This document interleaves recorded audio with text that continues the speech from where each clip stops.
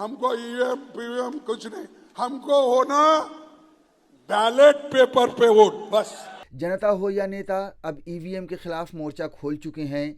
महाराष्ट्र में महायुति की बड़ी जीत के बाद ईवीएम एक बार फिर निशाने पर है, क्योंकि महाविकास आघाड़ी की इतनी बुरी हार की कल्पना मीडिया से लेकर एग्जिट पोल तक किसी ने नहीं की थी।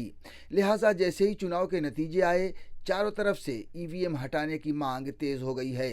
कांग्रेस ने भी पूरी तरह मैदान पकड़ लिया है और राहुल गांधी जी के नेतृत्व में जैसा भारत जोड़ो यात्रा निकाले, वैसा ही ये पेपर बैलेट पेपर हमको चाहिए। ईवीएम के खिलाफ पिछले कई सालों से आवाज़ उठ रही हैं। मामला अदालतों में भी पहुंच चुका है, लेकिन सुप्रीम कोर्ट ने ईवीएम हटाने की याचिका खारिज कर दी है। ऐसे में अब राजनीतिक पार्टियां आंदोलन के रास्ते पर उतरकर आर पार की लड़ाई लड़ना चाहती हैं। कांग्रेस के अलावा आम आदमी पार्टी, समाजवादी पार्टी और शरद पवार की नेशनलिस्ट कांग्रेस पार्टी भी ईवीएम के खिलाफ खड़ी हो रही हैं। हमने कोर्ट में भी गए, माननीय सुप्रीम कोर्ट में भी गए। सुप्रीम कोर्ट ने कहा कि आप प्रूव करा दीजिए। जनभावना कहती कि हमारा वोट एक्स को दे रहे तो वाई को जा रहा है, तो इस बात को कोई सुन ही नहीं रहा है।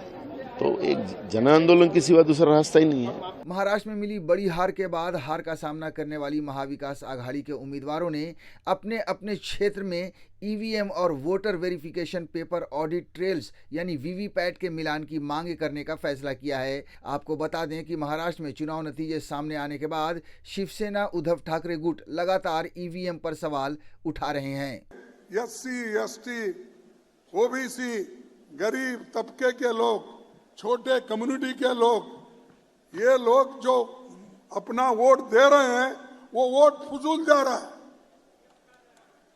नहीं, वो ईवीएम छोड़ दो, हमको ईवीएम पीवीएम कुछ नहीं, हमको होना बैलेट पेपर पे वोट बस। महाराष्ट्र चुनाव के रिजल्ट के बाद ईवीएम के खिलाफ कई शिकायतें और वीडियोस सोशल मीडिया पर नजर आए, जिसने ईवीएम और चुनाव की प्रक्रिया पर सवालिया निशान लगाया है।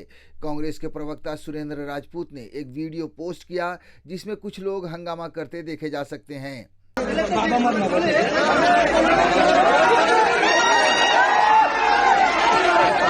इस ट्वीट में सुरेंद्र राजपूत ने दावा किया है कि महाराष्ट्र में जनता का विरोध शुरू हो गया है। गांव ने कांग्रेस को वोट दिया और कांग्रेस को वोट निकले 0।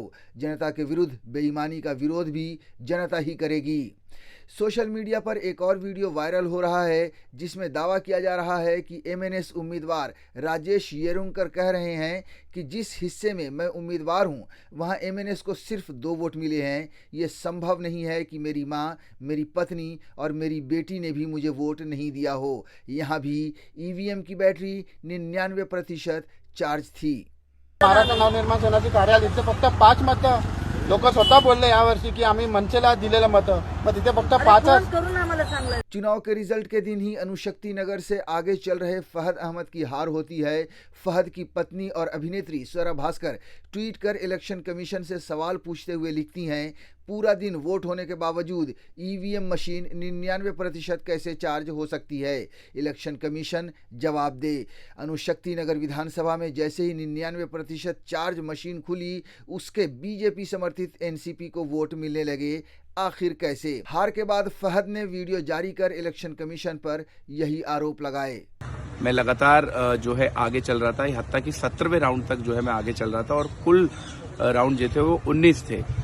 और फिर एक मिस्ट्री चालू होती है कि जो ईवीएम सुबह वोटिंग के दिन सुबह 7 बजे से लेके शाम को 6 बजे तक चली थी, उनकी 99% बैटरी निकलती है। 99% की जो ईवीएम निकल रही थी, उसमें मेरे से उनको डबल वोट मिल रहा था और बूथ पे वो मुझसे पीछे चल रही हैं। लेकिन जैसे ही कोई भी ईवीएम खुलती है जिसमें 99% बैटरी है, उस ईवीएम को कहीं ना कहीं किसी ना किसी तरीके से उसमें डबल ट्रिपल का मार्जिन सना मलिक जी लेके चल रही हैं। लोग बहुत बड़े तरीके से व्यक्त हो रहे हैं। महाराष्ट्र के सब प्रोजेक्ट गुजरात गए थे और गुजरात ने हमको क्या दिया, तो ये ईवीएम मशीन दी थी। ये सब ईवीएम मशीन गुजरात से आई ऐसे चर्चा है। और उसमें अगर आप देखो तो उम्मीदवार के खुद के गांव में उनको नेगेटिव वोटिंग वहां पे हुआ है। ये जनरली वैसे होता नहीं। ईवीएम के खिलाफ काफी समय से आवाज उठ रही है, मगर इस बार पॉलिटिकल पार्टियां आर पार की लड़ाई के मूड में नजर आ रही हैं। श्रेष्ठ भारत पर खबरों से जुड़े रहने के लिए चैनल को सब्सक्राइब और लाइक करें, बेल आइकन दबाएं और देखते रहें श्रेष्ठ भारत।